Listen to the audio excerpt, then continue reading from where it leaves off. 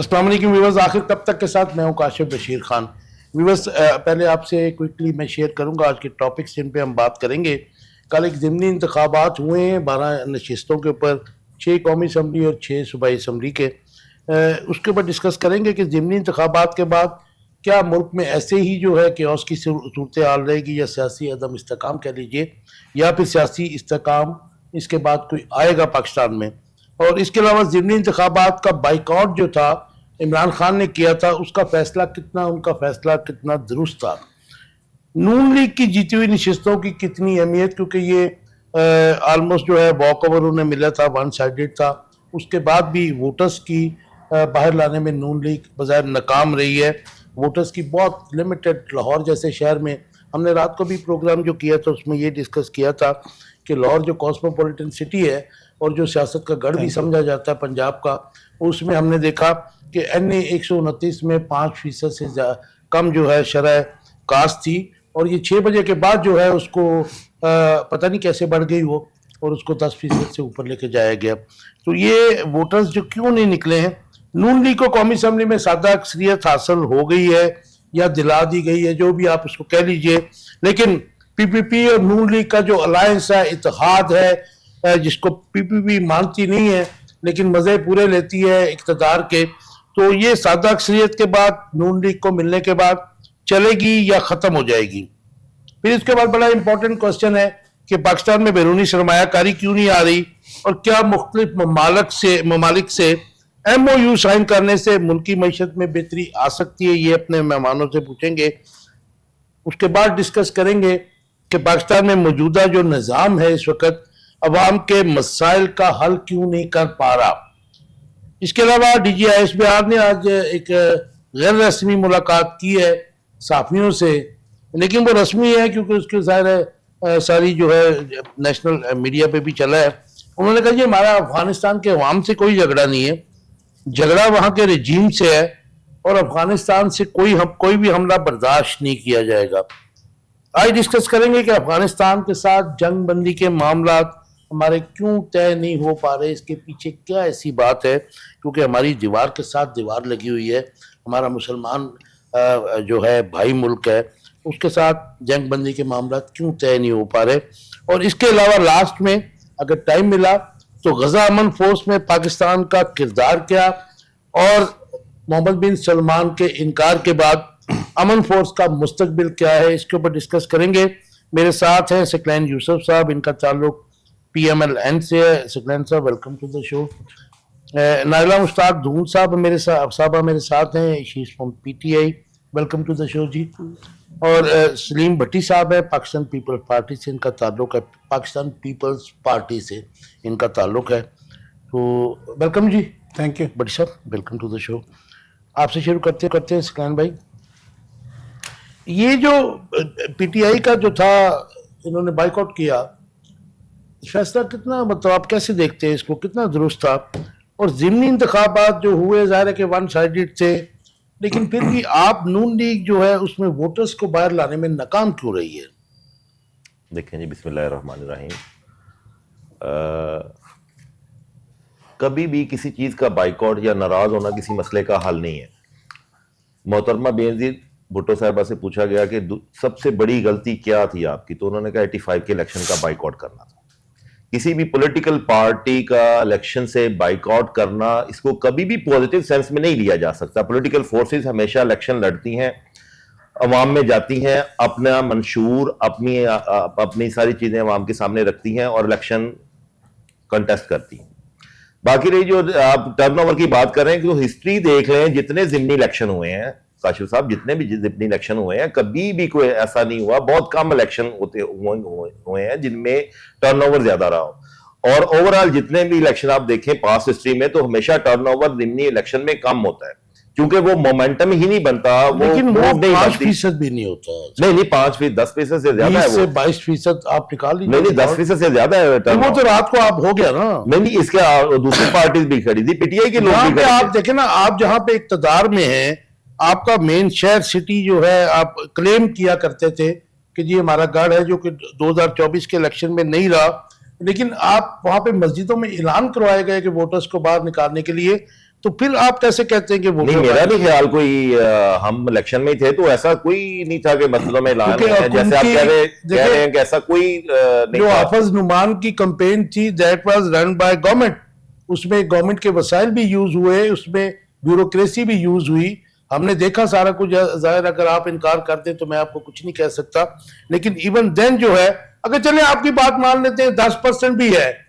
तो 10% का अगर जो मुंतखब शुदा एमएनए या एमपीए होगा तो वो तो देखिए, जो आप गवर्नमेंट की बात कर रहे हैं या गवर्नमेंट मशीनरी की बात कर रहे हैं, तो ऐसा कोई एविडेंस नहीं आया जिसमें हाफिज नुमान साहब की कैंपेन पे गवर्नमेंट की कोई मशीनरी या गवर्नमेंट के वसाइल इस्तेमाल हुए। लेस्को क्या स्टाफ जो है आपने प्रिजाइडिंग ऑफिसर, वो तो ऑन रिकॉर्ड है क्योंकि ही वाज चेयरमैन लेस्को, आपको पता ही है। नहीं, ये देखिए ना, लेस्को के जो एम्प्लॉइज हैं ये पहली दफा प्रिजाइडिंग ऑफिसर तो नहीं बन रहे, हिस्ट्री में 2024 में भी यही लोग, 2018 अच्छा, मुझे ये बता दीजिए कि 2013 में आप क्लेम करते हैं कि आप बड़ा काम कर रहे हैं पंजाब में, तो फिर ये वोटर्स क्यों नहीं आए खुल के सामने जी? नहीं, वोटर्स तो आए हैं ना, कम आए हैं लेकिन आए तो है ना। नहीं, मुरली को वोट वोट तो बड़ा जिताना इजी हो गया, जीत गए आप लोग ना। नहीं, ऐसा भी ऐसा नहीं है। देखिए, जो एक टकराव वाली सियासत है, एजिटेशन वाली सियासत है, जो अब लोग इशू बेस पे आ रहे हैं, डेवलपमेंट पे लोग आ रहे हैं, अपने इश्यूज पे बात हो रही है। जो ये टकराव वाली सियासत है उसको तो रिजेक्ट कर दिया, जैसे हरिपुर के लोगों ने रिजेक्ट किया। हरिपुर का रिजल्ट तो वहां तो पीटीआई की गवर्नमेंट है, वहां तो सारे डिप्टी कमिश्नर उनके लेकिन इंडिपेंडेंट मीडिया जो दिखा रहा है और जो सोशल मीडिया पे है, अगर 6 बजे के बाद सुन लीजिए, देखिए मतलब हमें फैक्ट्स को डिनाई नहीं करना चाहिए। 6 बजे के बाद जो उनकी तकरीबन 36,000 की लीड थी, उसको जिस तरीके से किया गया वो भी जाहिर है कि इंटरनेशनल मीडिया में भी डिस्कस हो रहा है, यहाँ भी हो रहा है। सर, आप उमर अयूब साहब के ट्विटर अकाउंट को इंडिपेंडेंट मीडिया कह रहे हैं? जो अगर ये ट्विटर अकाउंट को ना फॉलो है ना मैं उसको देखता हूं। नहीं, आप तो जो बात कर रहे हैं वो अच्छा, आप बात कर रहे हैं उमर अयूब साहब की। आप समझ रहे हैं कि आपका कहना है कि ये फेयर इलेक्शंस है? ये फेयर इलेक्शन थे, बिल्कुल। अच्छा, चले इसको दूसरी तरह ले लेते हैं। एक जो है हल्का कोई भी हो, उसमें 10% वोट कास्ट हुए थे, उसमें से आपका जो कैंडिडेट है या पीटीआई का जो कैंडिडेट है, सपोज 10,000 वोट कास्ट हुआ या 1 लाख वोट कास्ट हुआ, 10%, उसमें से आधे वोट आपके कैंडिडेट के लिए, 40% उनके लिए, तो रिप्रेजेंटेशन तो 4-5% पर आ गई हल्के की ना जी। तो वो क्या आप उसको रिप्रेजेंटेटिव ऑफ मासेस कहेंगे जी? नहीं, अगर ये मेरी बात सुने कि अगर किसी भी पार्टी के, अगर पीटीआई के अगर 5% वोट कास्ट हुए, वो सीट ले जाए, वो उसको डिनाई कर देंगे। बिल्कुल मैं वही डिनाई नहीं करेंगे। जो बात मैं कर रहा हूँ वो फार्मूला उन पे भी अप्लाई होगा ना, उन पे भी अप्लाई होता है ना सब पे। ये तो नहीं है ना कि अगर कोई इलेक्शन हुए और वोट कास्ट हुए, उसके बाद अगर टर्नओवर कम भी हुआ तो उसके बाद कैंडिडेट कहेगा। दुनिया के बहुत से ममालिक में 20% से कम अगर कास्ट हो तो वो जो इलेक्शन है रिकाउंटिंग और सर, आप 20% की बात कर रहे हैं, 50% भी है दुनिया में कि अगर 50% से कम हो तो उस पे भी वो इलेक्शन जो। अच्छा, इसके बाद कोई अदम इस्तेकाम जो इस वक्त हमें नजर आ रहा है 3 साल से पॉलिटिक्स में, कोई कमी होगी? क्योंकि आपके पास तो अब आ गई सादा अक्सरियत भी कमी से। जी बिल्कुल कम होगी। अब एक जो नैरेटिव डेवलप किया हुआ था पीटीआई ने, वो तो नैरेटिव बहुत हो गया। नैरेटिव जो उनका जब मेजोरिटी वाला और पॉपुलिज्म वाला, अगर आप इसको स्टैंडर्ड, अगर हरिपुर के इलेक्शन को स्टैंडर्ड ले लेना तो गवर्नमेंट केपीपी गवर्नमेंट। आपका टेक आ गया जी। मैं आपको थोड़ा सा 1985 की आपने बात की, लेकिन वो ऐसा नहीं था जो बाद में मीडिया ने कोट किया। बिल्कुल सोच समझ के एयर मार्शल असगर खां के एबटाबाद वाले घर में बैठ के वो डिसाइड हुआ था और सोच समझ के इन्होंने किया था, क्योंकि नजरबंद थे सारे लोग और इन्होंने उसका बाइकआउट किया था। और फिर बाद में जब इनको एक और इस पर मीटिंग करना चाहिए थी, लेकिन ज़ियाउल हक ने इनको जो है इनको इजाज़त नहीं दी थी, लेकिन वो उन्होंने रिग्रेट नहीं किया था क्योंकि ट्रू डेमोक्रेटिक नॉर्म्स के ऊपर वो इलेक्शन लड़ना चाहती थी मोहतरमा बेनजीर भुट्टो। ये र्यूमर्स है सारी कि बाद में वो पछताए नहीं थे। 85 की जो असम्बली थी वो आपको पता है कि 88 में उसका हाल उसी ज़ियाउल हक ने क्या किया था डिवीजन 2B के साथ। मुझे नायरा बताइएगा कि आपका जो फैसला था इमरान खान का, आप समझती हैं कि जाहिर है कि बाइकआउट जो था ये कितना दुरुस्त था? क्योंकि जाहिर है कि 6 सीटें कौमी असम्बली की ये ले गए, नून लीग वाले 6 सूबाई की भी ले गए।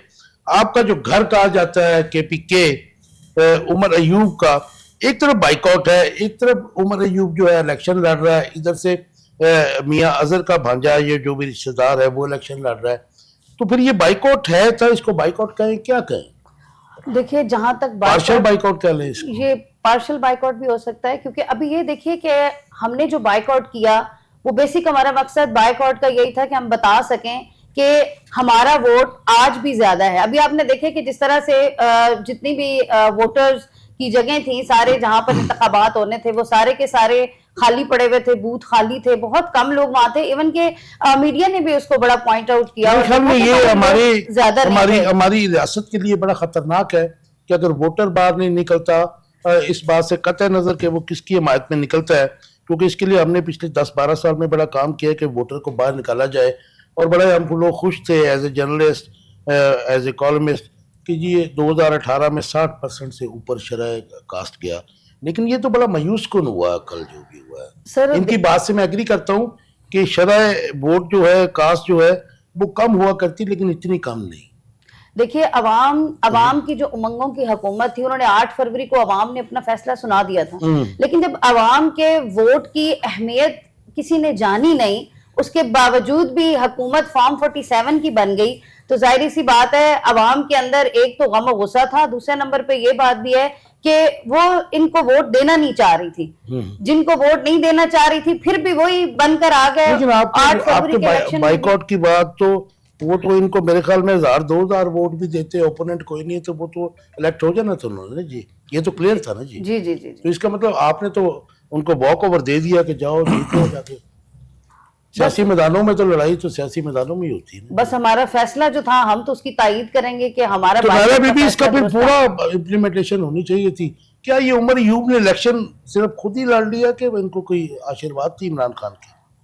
सर ये तो अब जाहिर सी बात है, अगर उन्होंने इलेक्शन लड़ा है तो वो इमरान खान की से परमिशन लेके ही लड़ा होगा, क्योंकि कोई भी फैसला हम पैटर्न इन चीफ के परमिशन के बगैर यहाँ पर नहीं होता है।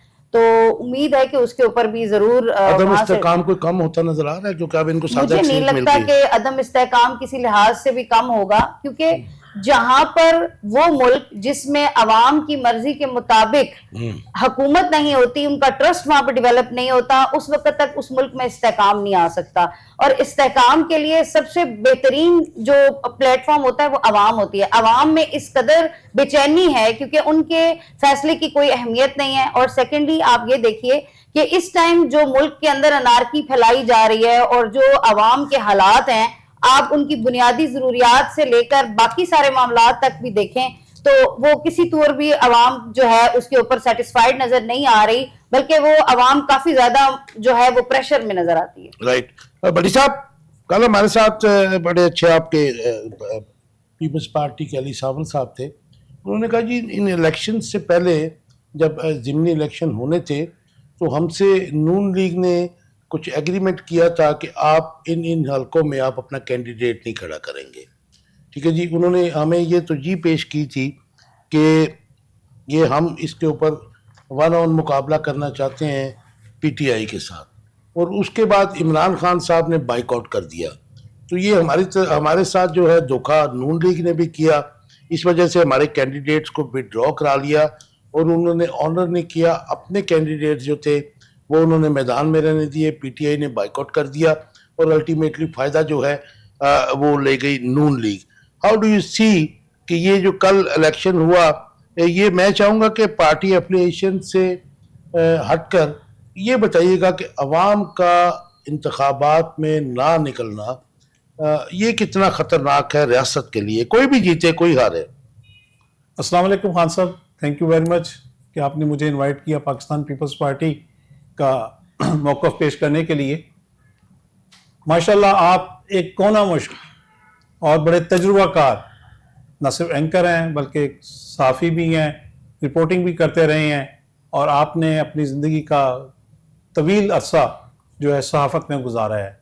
सहाफ़त भी मैं समझता हूँ कि सहाफ़त के लोग जो हैं वो भी एक कारकुन है, जिस तरह सियासी कारकुन होते हैं। मैं एक सियासी कारकुन हूँ, आप एक सहाफ़ी कारकुन हैं, तो कारकुन बहुत सारी चीज़ों का एनालिसिस जो है बहुत अच्छा करता है। जी मेरा आपसे सवाल है, जवाब नहीं दे रहा मैं आपको, मैं आपसे सवाल पूछ रहा हूँ। क्या आप जो हमेशा कहते हैं, हर रोज़ कहते हैं चैनल पे बैठकर, और आपके दीगर साथी भी ये फरमाते हैं कि पाकिस्तान पीपल्स पार्टी जो है वो एस्टेब्लिशमेंट के साथ या इक़्तिदार के साथ जो है वो हाथ मिला गई है, कंप्रोमाइज कर गई है।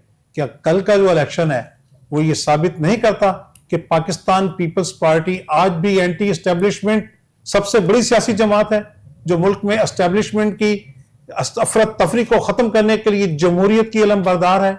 क्या आज का ये इलेक्शन, जिस तरह आपने खुद फरमाया हमारे एक साथी के स्टेटमेंट के हवाले से कि पाकिस्तान पीपल्स पार्टी के साथ न सिर्फ मुस्लिम लीग नून ने हाथ किया बल्कि पीटीआई ने भी हाथ किया, तो जनाब मैं ये पूछ रहा हूं कि मुझे ये बताएं कि क्या पीटीआई जो सिर्फ 5 जमातों का पेश करदा एक मलगूबा थी, सियासी जमात नहीं थी, वो उसको चूचू का मुरब्बा भी कहा जाता था और भानमती का कुंबा भी कहा जाता था, आप भी क्या आज उन्होंने ये साबित नहीं किया इस इलेक्शन का बाइकआउट करके एस्टेब्लिशमेंट की झोली में बैठकर एस्टेब्लिशमेंट की पॉलिसियों पर अमल दरामद करके, और मुस्लिम लीग नून को भी उन्होंने फ्री हैंड दिया एक तरफ, और दूसरी तरफ पीपल्स पार्टी के साथ मैं बिल्कुल इस बात की तायद करता हूं कि पीपल्स पार्टी के साथ उन्होंने एस्टेब्लिशमेंट की एक गहरी चाल चली।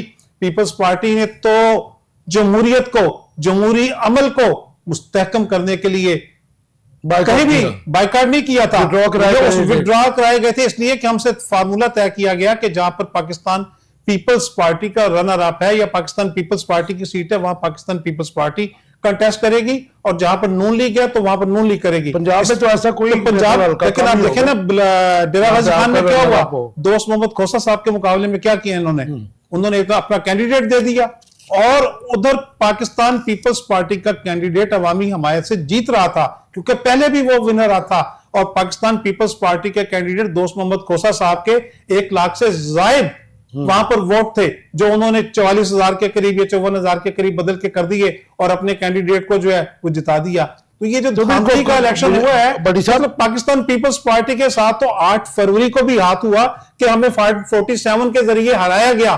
पाकिस्तान पीपल्स पार्टी बेनिफिशियरी नहीं है पंजाब में जी, पूरे पाकिस्तान में, पूरे पाकिस्तान में पाकिस्तान पीपल्स पार्टी कहीं भी बेनिफिशियरी नहीं है। 47 का नुकसान सिंध में हुआ, बलूचिस्तान में हुआ, मेरा वही आज पंजाब में। आज आप कह रहे हैं कि जी हम एंटी एस्टेब्लिशमेंट हैं जी, हम कभी प्रो एस्टेब्लिशमेंट नहीं रहे। अगर प्रो एस्टेब्लिशमेंट नहीं थे, आपका क्लेम है कि गवर्नमेंट में रहते हुए भी, अलाय होते हुए भी आप कहते हैं जी नून लीग जो है वो प्रो एस्टेब्लिशमेंट है, तो फिर आपने सुन लीजिए तो सवाल तो पूरा नहीं बड़ी साहब, सवाल पूरा नहीं।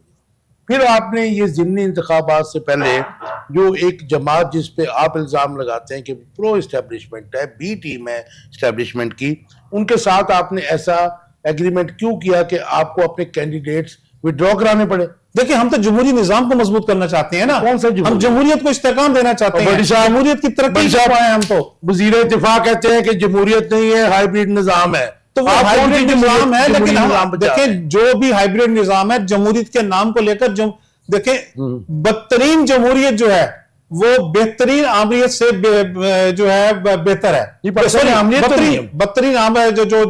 आमरीत जो है ना वो बदतरीन जमहूरियत से भी बदतरीन है, ये ज़हन में रखें।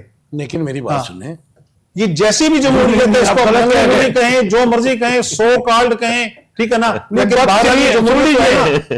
जोशे खिताबत में गलत कह गए, थोड़ी सी जोशे खिताबत कह गए, लेकिन मैंने तो उसको बदतरीन जमहूरियत जो है वो बेहतरीन आमरीत से बेहतर है, ठीक है ना। मैंने उल्टा कह दिया था, लेकिन उसका मतलब भी वही था, जमहूरियत जो है वो बेहतरीन है। लेकिन जो जी आपकी लीडर कहती थी वो तो चली गई कब्र में, आपकी पार्टी चेंज हो गया, हमारी लीडर जो कहती थी कोई कंप्रोमाइज नहीं किया, हमने सपोर्ट किया, हमने एस्टेब्लिशमेंट को भी सपोर्ट किया कि मेहरबानी बच गई, वापस अपनी बैरकों में। अच्छा, मुझे जमहूरियत आगे चलते बड़ी साहब आपने 2024 के बाद अलायंस किया जिसको आप मानते भी नहीं है, उसके मजे भी लेते हैं। नहीं, कोई अलायंस नहीं है, we are supporting the government. कैसा अलायंस है? नहीं, क्या हमारे वज़रा हैं, क्या हमारे मुशीर हैं?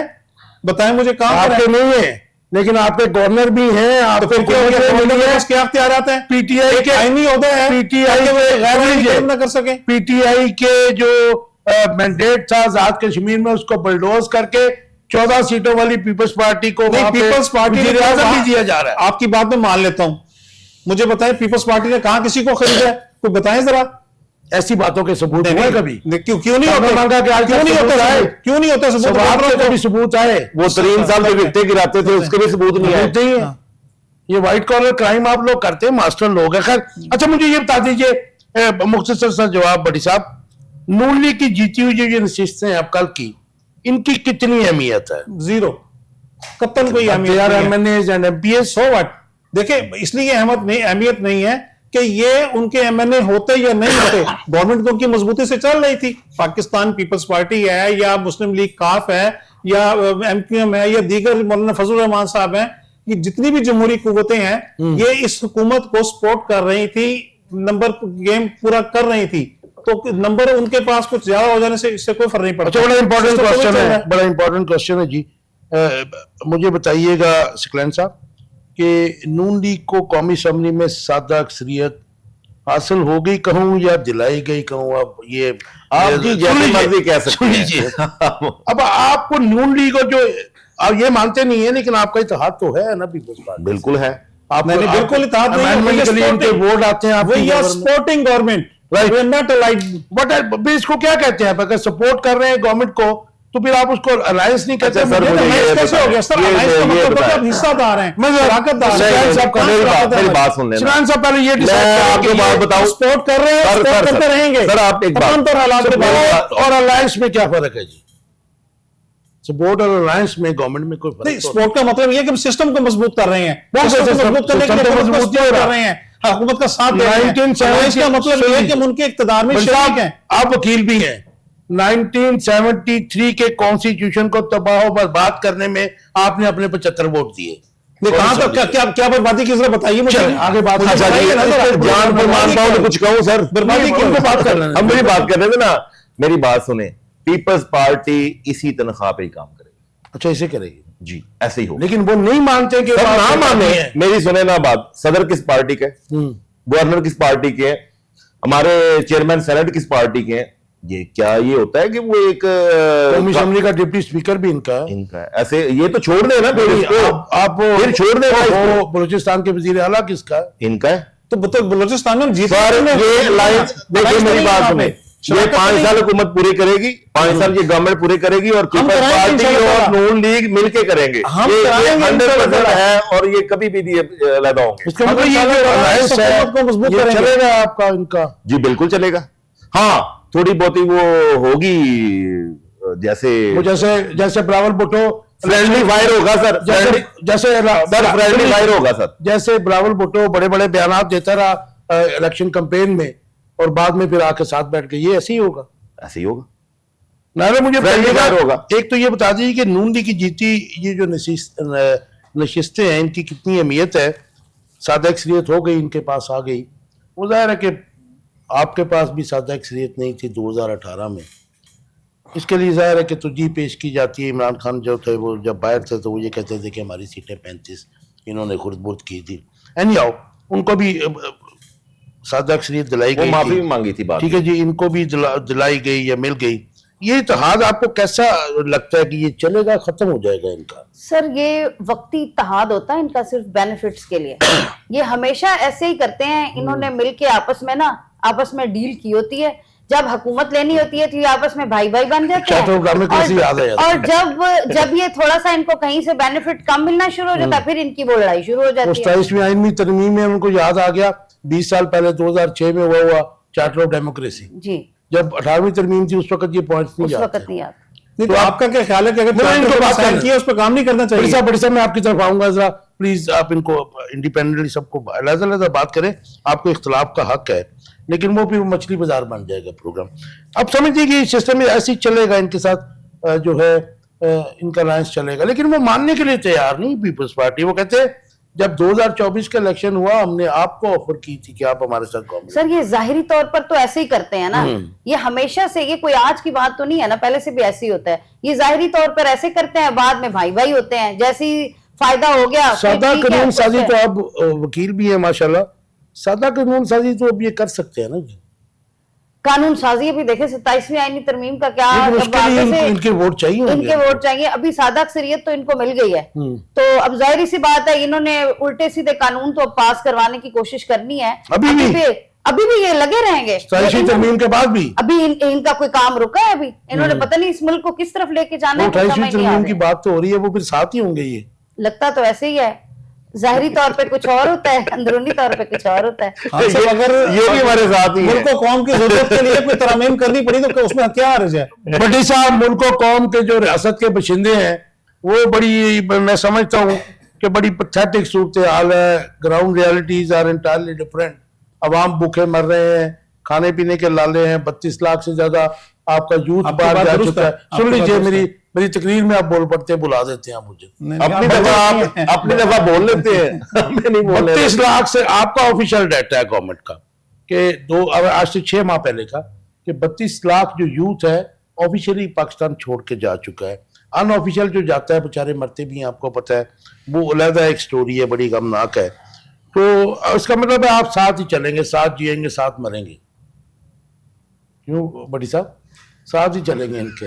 देखें जी, हम सबके साथ चलने के लिए तैयार हैं। पाकिस्तान पीपल्स पार्टी जमहूरियत की तरक्की और कौम की खुशहाली के लिए तमाम सियासी कुव्वतों के साथ बड़ी साहब मेरी बात सुनिए। हमने MRD में भी काम किया, AID में भी काम किया और आज फिर इस अच्छा, हुकूमत को भी अब stop कर रहे इंग्लिश हैं। के डेमोक्रेसी के जो लैटिन वर्ड है उसके मीनिंग्स नहीं निकालते।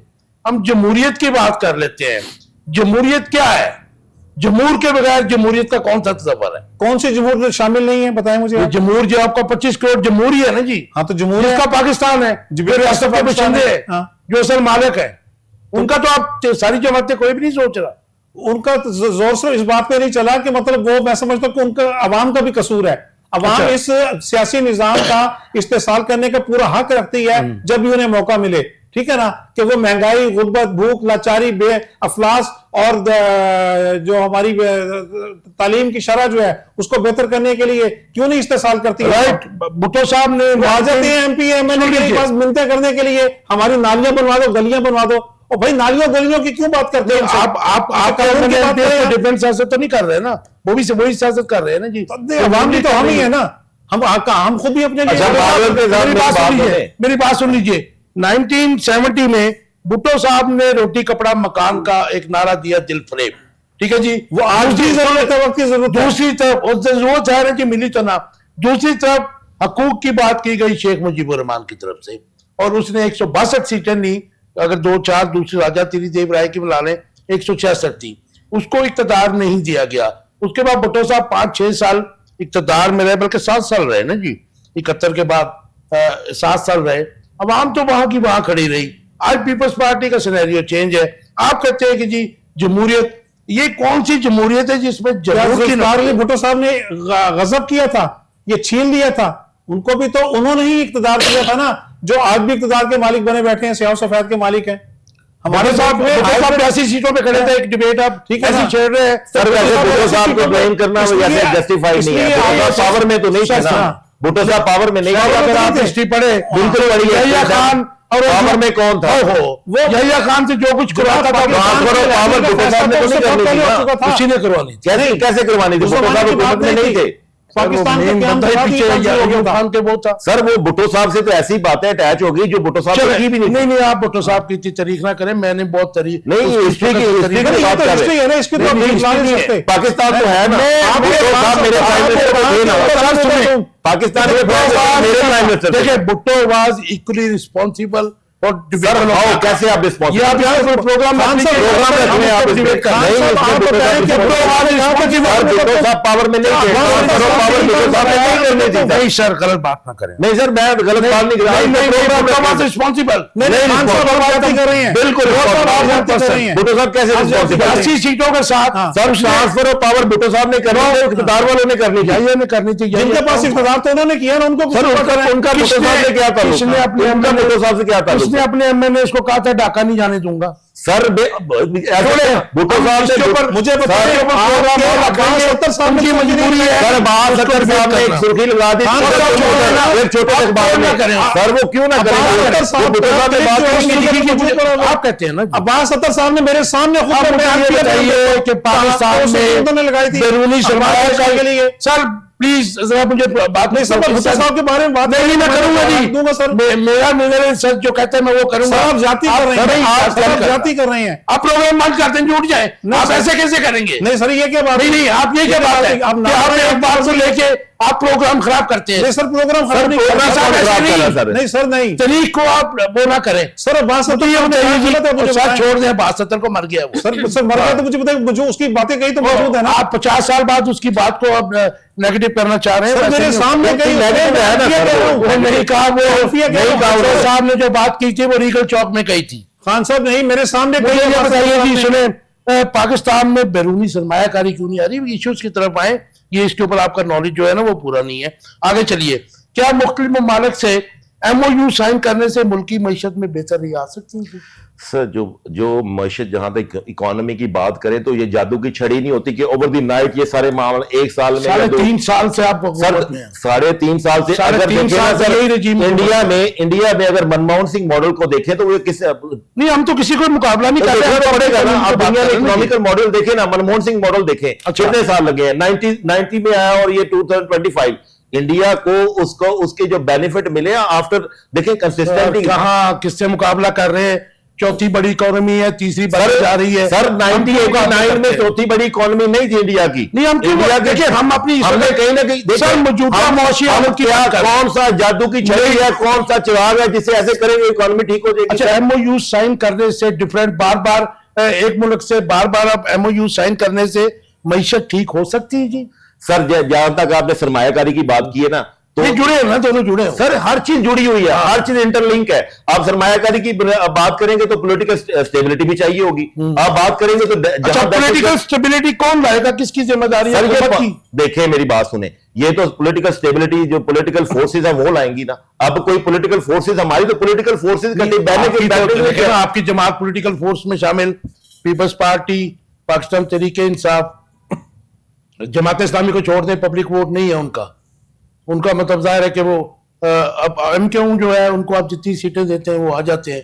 ये तीन मेन उनकी बेस तो है ना सर, कराची सुन में लीजिए, आप ये तो नहीं तीन कह जमातें सकते। मेन स्ट्रीम जो मैं से समझता हूँ, तो अगर पॉलिटिकल स्टेबिलिटी इस 3.5 साल में नहीं ला सकी, किसी को भी कसूरवार नहीं, आप 3.5 साल क्यों कहते हैं? आप 2018 से ले लेना। चलो 2018 से आप फिगर ले उस लेना। वक्त वो इमरान खान गवर्नमेंट में था, आप नहीं आने दे रहे थे, आज आप गवर्नमेंट में है, वो नहीं आने दे रही है। सर मेरी बात सुने ना, ये कहना चाह रहे हैं जी। खान साहब तो केले थे, नहीं, सारे नहीं, अंदर नहीं, थे उस नहीं। वक्त ना। सारे नवाज शरीफ साहब भी अंदर थे, शहबाज शरीफ साहब भी अंदर थे, जरदारी साहब भी थे। तो इमरान खान तो वन मैन शो थे ना उस वक्त। तो ये आप कहते हैं वो लार्जेस्ट पार्टी अब भी है, आपसे वोट उनके बहुत ज्यादा है। नायरा, मुझे बताइएगा कि पाकिस्तान में हम जो देख रहे हैं कि हम 3 साल से ये जो रजीम आया है यार, उसमें से अगर वो 1-2 माह का अरसा निकाल दें, वो भी इनकी गवर्नमेंट थी केयर टेकर्स की। ये 3.5 साल में बैरूनी सरमायाकारी क्यों नहीं आ रही? और हम ये देख रहे हैं कि हम MOUs बहुत साइन कर रहे हैं, अजरबैजान से, बेलारूस से, टर्की से, इवन सो कि सऊदी अरब से भी हम MOU साइन करने लग पड़े हैं। ये जो इससे क्या बनेगा? क्योंकि इस वक्त हमें बहुत शदीद जरूरत है सरमायाकारी की। सर असल बात यह है कि अभी देखें, सरमायाकार तब आएगा जब उनको ट्रस्ट होगा आपके ऊपर, जब इस मुल्क में स्टेबिलिटी सिर्फ पॉलिटिकल नहीं बल्कि उनको ये यकीन होगा कि क्या ये मुल्क हमें वापसी, इसके पास इतने रिजर्व्स हैं कि हम अगर सरमायाकारी यहाँ करें तो इनके पास कोई ऐसी चीज या ऐसी कोई लायमल हो। जैसे मेरे भाई फरमा रहे हैं कि कोई जादू की छड़ी नहीं होती, लेकिन अभी 3.5 साल गुजर चुके हैं और 3.5 साल एक छोटा अरसा नहीं होता। अगर इन्होंने इतने बड़े बड़े वादे किए थे और जो इन्होंने अवाम के साथ वादे करके अभी उसके ऊपर वफा नहीं हो पा रही है, तो सिर्फ और सिर्फ ये तो नहीं है कि आपने खाली तख्तियां लगानी है, बने हुए मंसूबों के ऊपर खाली तख्तियां लगा देने से काम नहीं तो हर होता। दौर में होता रहा। तो अभी यहाँ पर जो स्टेबिलिटी तब आनी है सरमायाकार, तो उसी वक्त आएगा ना जब उसको यकीन होगा। यहाँ पर मेरी बात सुने, आपकी भी जो पार्टी है, मतलब मेरे ख्याल में आपने सबसे ज्यादा वोट 2024 में आपकी जमात ने लिए, तो इसमें आपकी जो पॉलिटिकल पार्टी है पाकिस्तान तहरीक इंसाफ, इसमें हालात बेहतर करने में इसमें आप अपना रोल क्यों नहीं अदा करते हैं? सर हमने अपनी पूरी कोशिश की अपने मुल्क में पाकिस्तान अच्छा है तो deliver करने के पॉलिटिक्स लिए। है पाकिस्तान। अभी आप ये देखिए कि हमारे मुल्क में जब हम लोगों का दौर था, PTI का दौर था, आप इसमें आप बेहतर तौर पर जान सकते हैं, सबको पता था कि सेहत कार्ड सिर्फ उसी दौर में दिए गए, अवाम को जितना रिलीफ दिया जाना चाहिए और जितनी कोशिश की गई है वो उसी दौर में की गई है। उससे पहले या उसके बाद तो सिर्फ और सिर्फ लेकिन आप लोगों ने दिया वो बड़ा अच्छा स्टेप था, पूरी दुनिया में अप्रिशिएट भी हुआ। अब इन्होंने उसको ऑलमोस्ट खत्म भी कर दिया, तो अवाम तो फिर भी खामोश है, उन्हें फर्क कोई नहीं पड़ा। इसका मतलब कि अवाम जो है वो अपनी जेब से पैसा लगाएं या हुकूमत का लगाएं, फर्क नहीं पड़ता उन्हें। अवाम समझ लें कि अब उस तरह से अपने हक के लिए लड़ना ही छोड़ गई हुई है, यूं समझ लें, क्योंकि उनका हर रास्ता रोक दिया जाता है। तो यहाँ पर ये ज्यादा जरूरी है। अच्छा, इसका हल क्या है? क्योंकि अगर हम ग्राउंड रियलिटीज देखें तो हमारी इकोनॉमी जो है बिल्कुल बॉटम पे है। कुछ का जो उसके बाद IMF की 180 सफ़े की जो रिपोर्ट है, आज मैं पढ़ रहा था, वो तो 14 तबक रोशन कर दिए उन्होंने हमारे, जिसमें ब्यूरोक्रेसी और इशराफिया के बारे में जो कुछ उन्होंने लिखा है, वो तो मेरे ख्याल में कोई और नेशन होती तो सारी ब्यूरोक्रेसी भी जो है वो भी रिज़ाइन कर जाती है, हुक्मरान भी रिज़ाइन कर जाते। कि 56 अरब रुपया जो है इस किस्त में से खा गए ब्यूरोक्रेट्स और इशराफिया। ज़ाहिर है इशराफिया हुक्मरान ही है, और कौन लोग हैं वो, चाहे किसी पॉलिटिकल पार्टी के हों। तो ये मामला किधर को जा रहे हैं? ये तो रियासत जो है नाकामी की तरफ जा रही है, आप समझती हैं? मुझे तो ऐसे लगता है कि जैसे मुआशी इस्तेहकाम इस मुल्क में आना शायद मुश्किल हो गया है, वो इस वजह लेकिन से। उसमें आपका रोल जो है वो इनपुट आपका चाहिए, चाहे आपके साथ जितना मर्जी रियासती ऑपरेशन हो रहा है, रियासती जबर भी हो रहा है, लेकिन उसमें जाहिर है कि आपको इनटेक डालना पड़ेगा। रियासत जब डूबने लगती है या रियासत मुश्किल में होती है तो रियासत के हर बशिंदे की मेरी ड्यूटी है कि उसके लिए अपना किरदार अदा करें। देखिए जी, जहां तक मुमकिन हो सकेगा, हमारा पहले भी तहरीक इंसाफ का यही मोटो होता है और पैट्रन इन चीफ का, कि हमारे इस रियासत में अगर हमारी वजह से कोई पॉजिटिविटी आती है या हमारी आवाम को कोई किसी बात से फायदा होता है तो उसके लिए तो हम हमेशा तैयार रहते हैं। और इंशाल्लाह हमारी ये कोशिश अपने दौर में भी रही है, और आइंदा जब भी हमारा दौर आएगा तो इंशाल्लाह हम अपनी आवाम को ज्यादा से ज्यादा रिलीफ देने की कोशिश बड़ी साहब, आप तो ज़ाहिर जानते हैं कि इस वक्त पोजीशन ये है कि बैरूनी सरमायाकारी की हमें ज़रूरत है। इसलिए सिर्फ इसलिए है, ये तमाम ममालिक को नहीं होती, कि हमारा अपना सरमायादार जो है वो मुख्तलिफ वजूहात की बिना पर पाकिस्तान छोड़ के चला गया। और सबसे जो अफसोसनाक सूरत हाल है वो ये है कि आपको भी पता है कि 6 माह पहले जो गवर्नमेंट की रिपोर्ट आई थी कि हमारा 32 लाख यूथ जो है 2.5 साल 3 साल में मुल्क छोड़ के चला गया, और मेरे ख्याल में बहुत सारी बड़ी तादाद जो है तैयार भी है। तो सरमायाकारी अगर बैरूनी नहीं आ रही, और MOUs का बता दीजिए कि क्या इसका कोई फ़ायदा इमीडिएट इस डूबी हुई इकोनॉमी को है? जी हाँ साहब, जहाँ तक MOUs का ताल्लुक है, मैं समझता हूँ कि MOUs के साथ साथ अगर हमारे हुक्मरान तबका, हुक्मरान क्लास, जिसमें तमाम ही तबका, सिर्फ सियासतदान नहीं, एस्टेब्लिशमेंट भी और ब्यूरोक्रेसी भी है, ठीक है ना, सभी लोग शामिल हैं, कि वो सब लोग ईमानदारी के साथ काम करें और सबको ये जो गारंटी हम देते हैं उसको अमल दरामद करने में भी यकीनी बनाएं कि हम आपके साथ कोई ज्यादती नहीं करेंगे, मुस्तहकम होकर आपको काम करने देंगे और मुस्तहकम होकर सरमायाकारी का फायदा कौम को भी देंगे। लेकिन बदकिस्मती से देखें ना आप, ये अरबों डॉलर की जो 2 साल की बात करते हैं, मैं ये पूछता हूँ आपके तवज्जुह से तमाम लोगों से, जितने भी माहिरीन जिन्होंने ये रिपोर्ट तैयार की है, भाई पहले की मतलब क्यों नहीं आप रिपोर्ट सामने लेकर आते? क्या इन 2 सालों से पहले करप्शन नहीं होती थी? क्या इन 2 सालों की बजाय, मैं कहूंगा क्या 2 सालों की बजाय 20 साल पहले करप्शन नहीं होती थी? क्या 40 साल पहले करप्शन नहीं होती थी? इस तमाम सवाल गवर्नमेंट जो है आवाम के सामने लाए जाए। सुनिए, दूध का दूध करें, पानी का पानी करें। बट साहब ये जंग है ना, 2 सालों को यहाँ पर आकर। जी सर, इस रिपोर्ट पे कोई कार्रवाई होनी चाहिए, कौन करेगा मुझे बताइए? जिसने कार्रवाई करनी है वो खुद ही जिम्मेदार है। बदकिस्मत तो यही है ना, हमारी अशराफिया, हमारे हुक्मरान वही तो लूट खसूट कर रहे हैं। आप 2 साल से as a political worker, as a lawyer, आप देख रहे हैं कि हम मुख्तलिफ ममालिक से बार बार MOU साइन करते हैं, जी हाँ, लेकिन अनफॉर्चुनेटली मेरे लिए ये बड़ा अनफॉर्चुनेट है कि हमारी जो इकोनॉमी है उसको बूस्ट चाहिए, और इस वक्त मेरे ख्याल में वर्ल्ड बैंक या IMF से कर्जे लेकर उसको बूस्ट नहीं मिल सकता है। उसको फॉरेन इन्वेस्टमेंट चाहिए, जिसके लिए गवर्नमेंट कहती है कि जी हम इनको फैसिलिटेट भी करने के लिए तैयार है। इवन देन जो है इन्वेस्टर को इधर कैसे माइल किया जाएगा? ये MOUs की जहाँ तक मुझे समझ है, मेरे इल्म में इजाफा भी कर दीजिए, ये MOUs से कोई इकोनॉमी बेहतर हो सकती है? जी देखिए, जहां तक अभी आपने सवाल किया कि मतलब इसको कैसे बेहतर किया जा सकता है इकोनॉमी को, तो मैं समझता हूँ कि सबसे पहले हमारी स्टेट को और हमारे हुक्मरानों को, हमारे जो लोकल मैन्युफैक्चरर हैं, सनतकार हैं, उसको सपोर्ट करना चाहिए, उनको सब्सिडीज देनी चाहिए, उनको मुस्तहकम करने के लिए, उनका यकीन मुस्तहकम करने के लिए कि भाई आपके साथ कोई ज्यादती नहीं करेगी। कि जो करप्शन है ना, चाहे वो पटवारी कर रहा हो, चाहे तहसीलदार कर रहा हो, या असिस्टेंट कमिश्नर कर रहा हो, या रेवेन्यू ऑफिसर कर रहा हो, ब्यूरोक्रेसी की बात, ये ब्यूरोक्रेसी जितने भी जो इसके मोहरे हैं, इन सबको बंदे का पुत्र बनना चाहिए। इसको जो हमारे बाख्तियार लोग हैं वो उसको कंट्रोल करें। आप समझते सबने मर जाना है, आप सबने कब्र में जाना है। ये जो ब्यूरोक्रेट्स का इस वक्त फिरौनियत है, इसने रियासत का एक तस्वर को जो है धुंधला नहीं कर दिया जी? बिल्कुल धुंधला कर दी है, बिल्कुल धुंधला कर दी है। बदनाम है सियासतदान तो खाम खा, सियासतदानों के ऊपर इतने मतलब आप इल्जामात तो लगाते हैं, लेकिन सियासतदान इतने वहां उसके जिम्मेदार नहीं है जितने बदकिस्मती से हमारे ये ब्यूरोक्रेसी है। इस ब्यूरोक्रेसी में वो दो जीम भी आते हैं, आप उनको भी मुबर्रा नहीं कर सकते। अभी आप देखें ना कि पिछले दिनों मतलब एक नैब ने मतलब कार्रवाई बंद की नहीं, है। एक जीम तो आपका अपना हो गया ना है?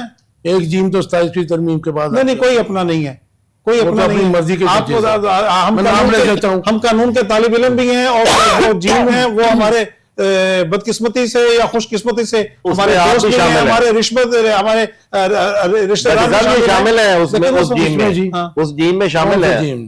जो जीम की बात कर रहे हैं उस जीम में मैं शामिल उस जीम के ऊपर लानत भेजता हूँ जो अवाम के हकूक के ऊपर कुछ हराम खाए या झूठ बोले। मीडिया मैंने जिसका सारी पॉजिटिव जिंदगी रोल प्ले ओपन कर सकता बिल्कुल है, ये अच्छी बात है कि एक जीम वाला भी वो जीम वाले पे नाम भेज रहा है, तो अच्छी बात है। ये अवाम मुझे बात के है। अवाम की अच्छी बात सामने आकर है। करना जो चाहिए। जर्नलिस्ट है वो तो वही बात करेगा जो सच है, उसे करनी भी बाकी चाहिए। चैनल्स को आप क्या करेंगे? किसी पार्टी का तर्जुमान ना हो।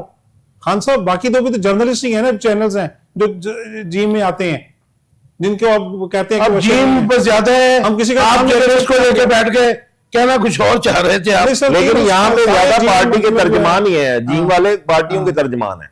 हाँ जी, वो जाहिर है कि पेरोल पे है, मैं नाम भी ले दूंगा आप कहेंगे तो। नहीं, हम भी ले देंगे नाम, हम भी ले देंगे ना। ले नाम ना जी, हाँ, हम बता हम भी ले देंगे कि देंगे। कौन कितने पैसे ले रहा है। हम भी लेंगे कहाँ ना, से ले रहा बता है? दीजिए, हम तय कर देंगे।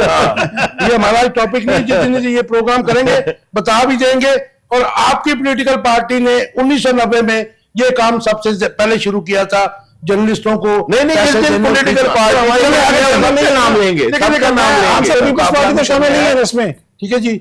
लेकिन मैं एक बात की बिल्कुल क्रेडिट दूंगा पीपल्स पार्टी को कि साफियों के ऊपर कोई इंतकामी कार्रवाई कभी पीपल्स पार्टी ने नहीं की आज तक, ये इनका क्रेडिट है।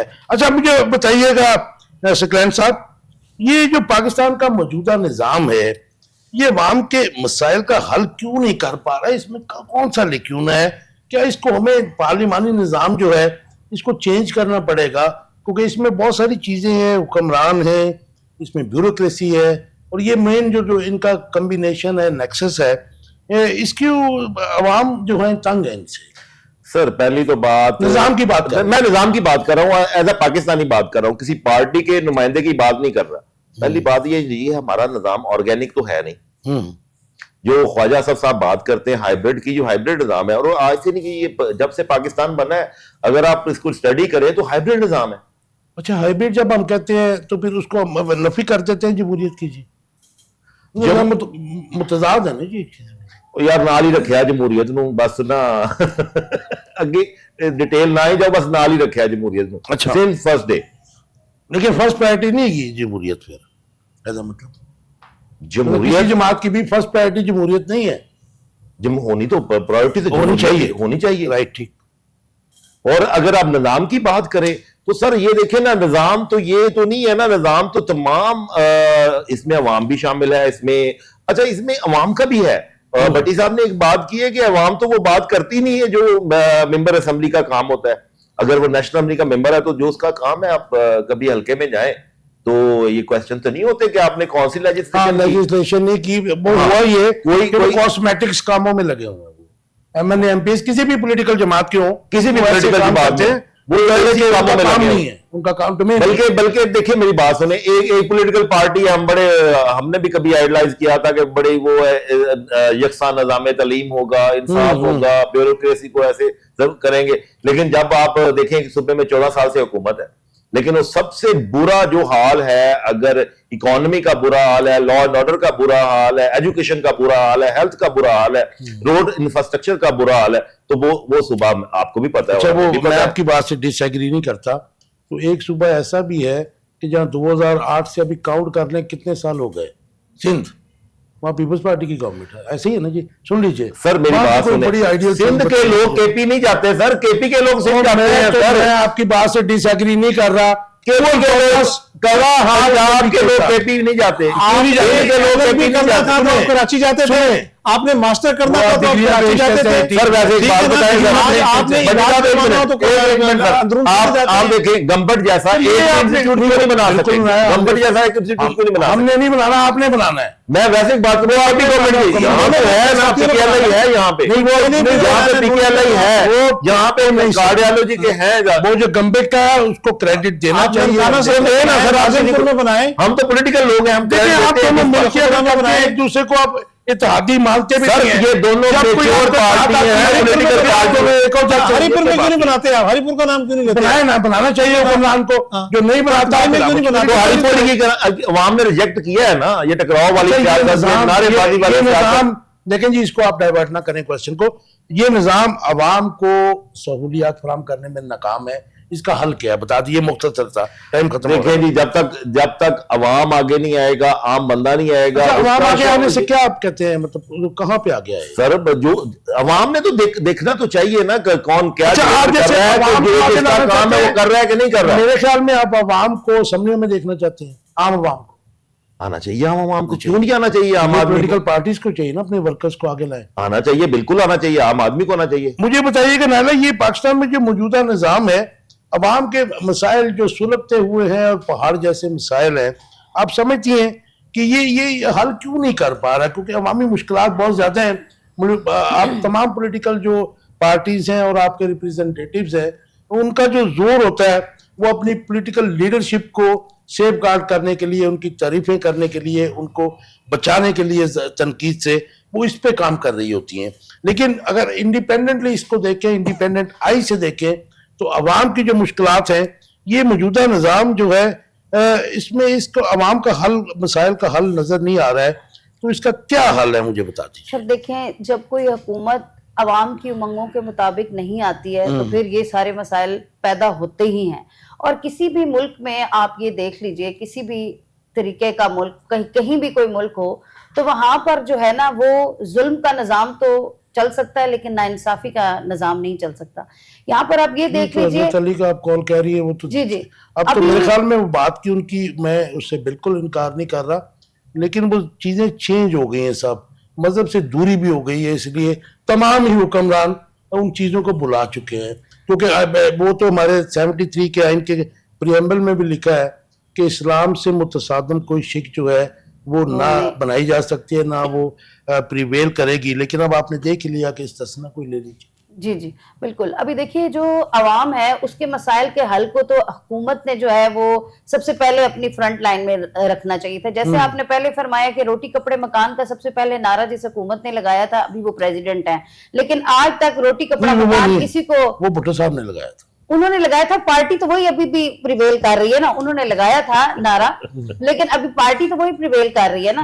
तो अभी जाहिर सी बात है, इसी तरह हर कोई हुक्मरान जब आते हैं तो वो ये कोशिश उनको करनी चाहिए कि जब वो एक सिर्फ नारा लगाते हैं तो फिर उसके ऊपर उनको अमल दरामद भी करना चाहिए। और जो आपका जो पौने 4 साल का दौर था, उसको भी तो ज़ाहिर है हम आइडियल नहीं कह सकते। अवाम के मसाइल तो उस जमाने में भी बहुत बड़े, महंगाई का उस वक्त भी सामना था, और जो आप बड़ी रैपिड चेंजेस का दावा करके आए थे हुकूमत में या हुकूमतों में, वो तो अवाम की तो ख्वाब तो वो उनकी आंखों में ही रह गए थे ना।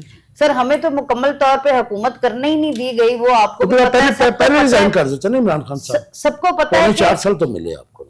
सर, पौने 4 साल में चीजों को मैनेज करते करते इतना टाइम तो लग ही जाता है। अभी आप ये देख लीजिए कि हमने जितनी हम कोशिश कर सकते थे वो हमने जरूर अपने मुल्क को बेहतर बनाने के लिए की है, जिसमें ऑलरेडी मैंने काफी सारी चीजें पहले भी जनाब को बताई हैं कि सेहत कार्ड तो उसमें सबसे पहले था, किसान कार्ड, इसके अलावा भी काफी सारे जो हमारी पब्लिक इंटरेस्ट के काम थे उनके ऊपर फोकस किया गया।